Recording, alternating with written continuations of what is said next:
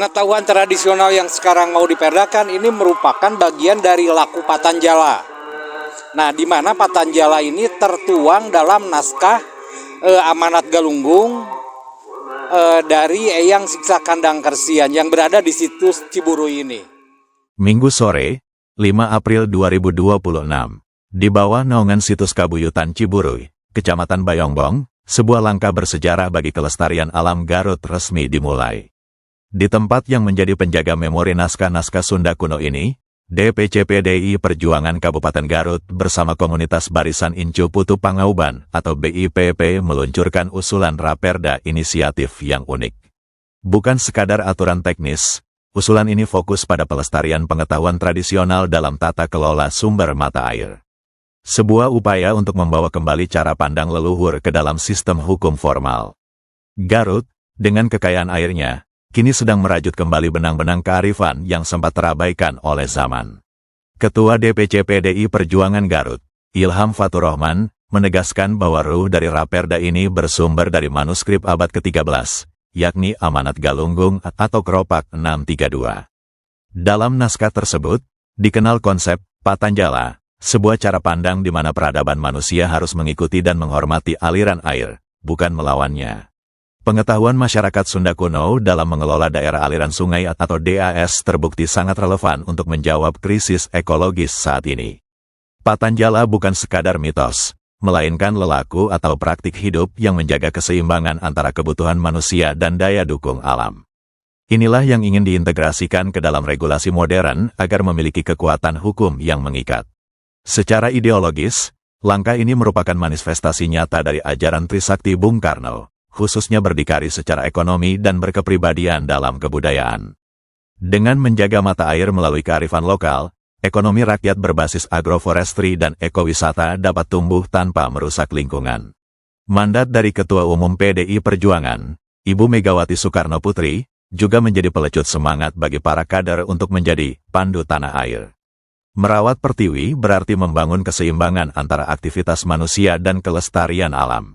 Raperda ini menjadi instrumen bagi para kader untuk membuktikan bahwa politik juga harus bicara tentang kedaulatan air dan keadilan ekologis bagi anak cucu nanti. Pentingnya Raperda ini semakin nyata mengingat posisi strategis Kabupaten Garut. Sekitar 80 hingga 85% wilayah Garut merupakan kawasan lindung. Air yang bersumber dari gunung-gunung di Garut tidak hanya menghidupi warga lokal, tetapi juga menjadi penopang hidup bagi warga di Sumedang, Majalengka, hingga Indramayu melalui DAS Cimanuk. Ketua BIPP, Anwar Maulana atau yang akrab disapa Bah Awai, menambahkan bahwa mendorong metode Patanjala menjadi kebijakan publik adalah bagian dari tahapan kenegaraan. Baginya, menjaga air adalah menjaga peradaban. Tanpa perlindungan terhadap pengetahuan tradisional ini, identitas Sunda sebagai masyarakat air akan perlahan luntur tertelan modernisasi yang eksploitatif.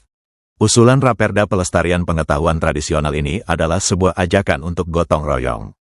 Sebuah investasi jangka panjang agar air tetap mengalir jernih, agar hutan tetap hijau, dan agar kemakmuran dapat dirasakan bersama. Dari situs Ciburuy, pesan ini menggema, peradaban yang besar adalah peradaban yang tidak melupakan akarnya. Melalui Patanjala, Garut sedang bersiap menjadi pionir dalam menyelaraskan hukum negara dengan hukum alam yang telah diwariskan oleh para leluhur sejak ratusan tahun silam. Demi masa depan, demi pertiwi. Saya akan menjawab dengan satu simulasi. Ya. Ini kita punya pohon, air, dan tanah. Jadi air dan tanah air itu pengikatnya adalah pohon. Ketika air dan tanah tidak ada pengikat, maka bukan jadi mata air, tapi jadi air mata. Itu sebabnya banyak bencana ekologi sekarang dari mulai banjir, longsor, dan lain sebagainya akibat tanah dan air tidak ada pengikatnya. Pengikatnya itu adalah pohon. Nah, hari ini PDI Perjuangan bersama dengan Barisan Incu Putu Pangauban berniat untuk mengusulkan peraturan daerah mengenai perlindungan mata air dan pelestarian tata kelola air berbasis pengetahuan tradisional. berbasis kearifan lokal.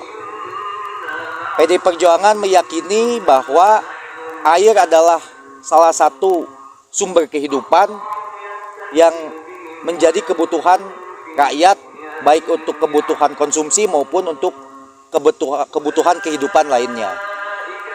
Garut sendiri adalah kawasan konservasi di mana hampir 85% wilayahnya adalah hutan lindung, ya, dan tentu ini menjadi concern buat PDI Perjuangan dalam menjawab tantangan krisis ekologi yang sedang terjadi sekarang, ya. Jadi fraksi PDI Perjuangan nanti akan mengusulkan perda inisiatif mengenai perlindungan mata air, tata kelola air berbasis pengetahuan tradisional ini yang terinspirasi, ya, filosofinya dari naskah kuno di situs Ciburui ini, yang juga merupakan amanat dari Galunggung, ya Kang, ya.